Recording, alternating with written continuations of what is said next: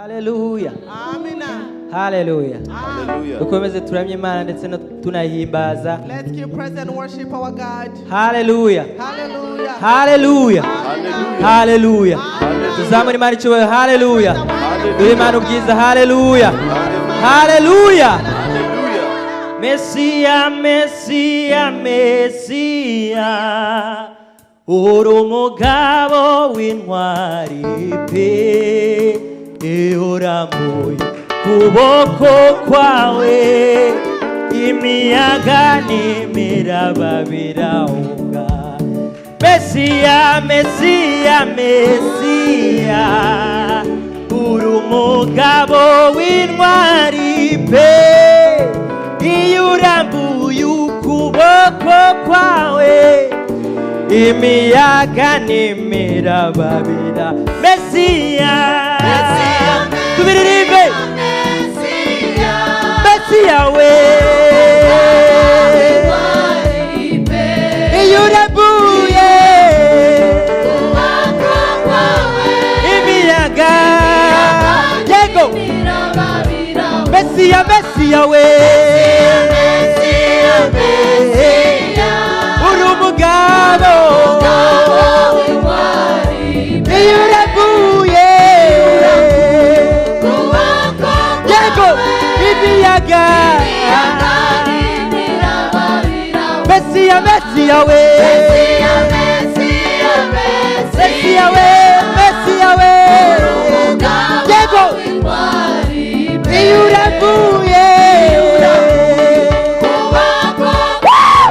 imiyaga, yego. Mesia, Mesia we, Mesia, Mesia we, iyo urambuye,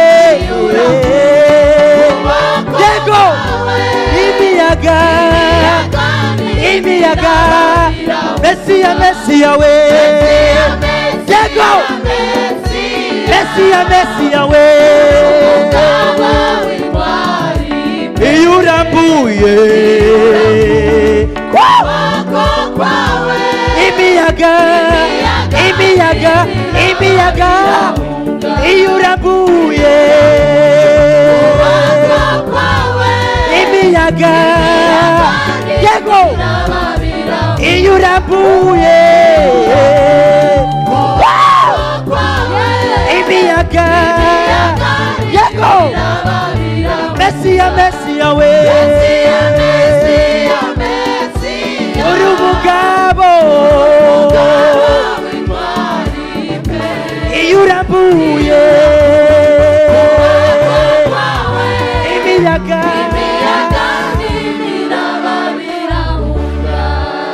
Amen. Uniondole majivuno, komesha kiburi, utawale Bwana we, uifundishe habari, sikizeni yego. Uniondole majivuno, komesha utawale Bwana we, uifundishe habari, sikizeni Mungu we, uniondole komesha kiburi, utawale Bwana we, uifundishe habari, sikizeni yego. Mungu we, uniondole komesha utawale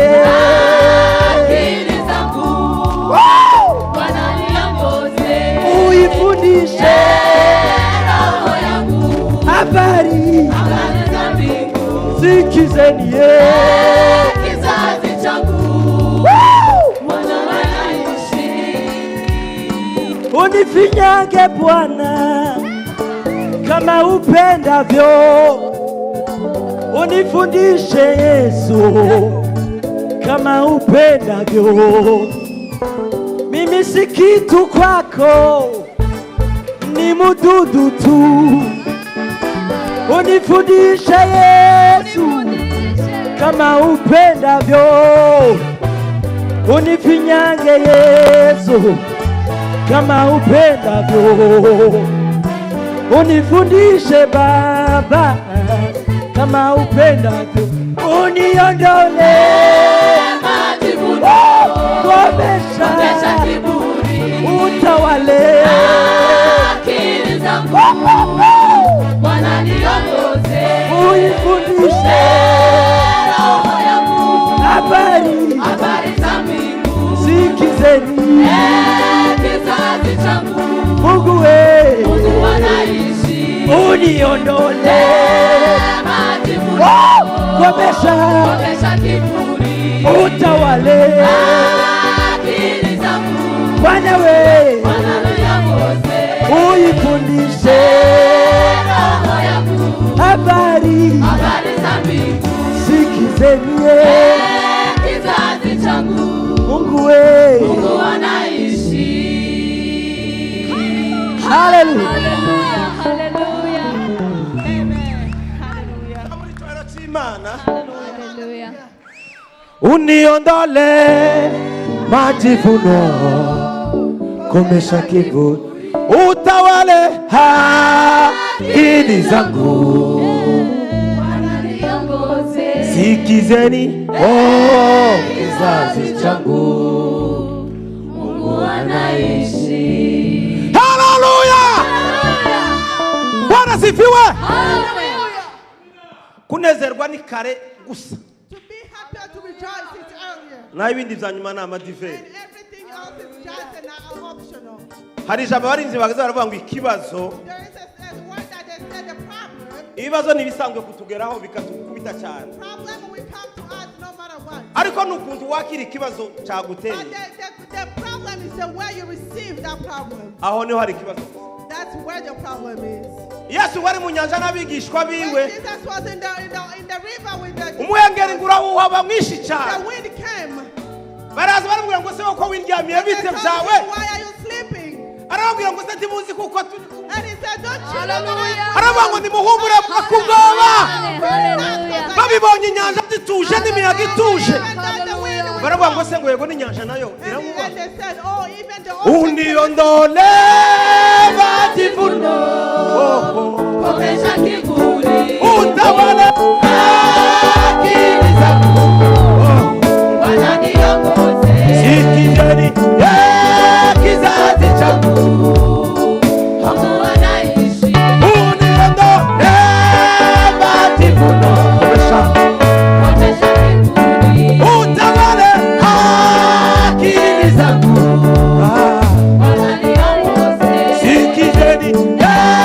Kizazi changu. Mungu anaishi. Mungu ni kama nani? Uniinue, unifinyange Bwana kama upendavyo. Sikitikwa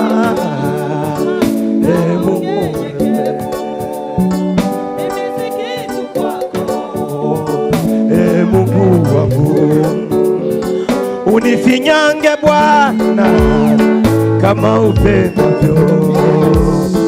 Unifinyange Bwana kama upendavyo. Uniondole majivuno, komesha kiburi, utawale akili zangu. Bwana niongoze, unifundishe roho yangu, habari za mbingu, sikizeni kizazi changu. Mungu anaishi.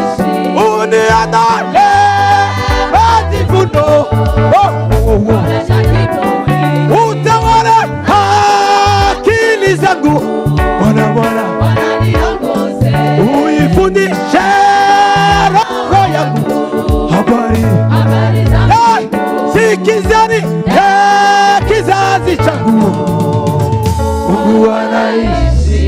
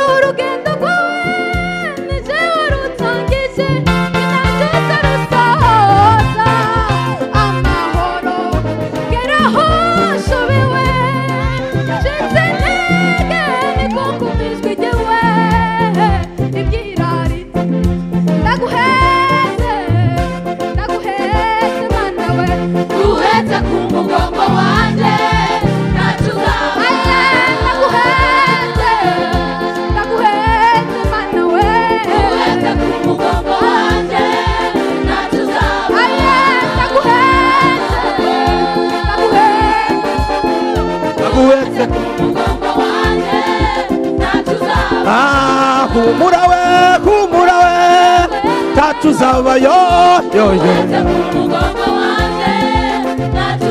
No, humura we, tatuzabayo.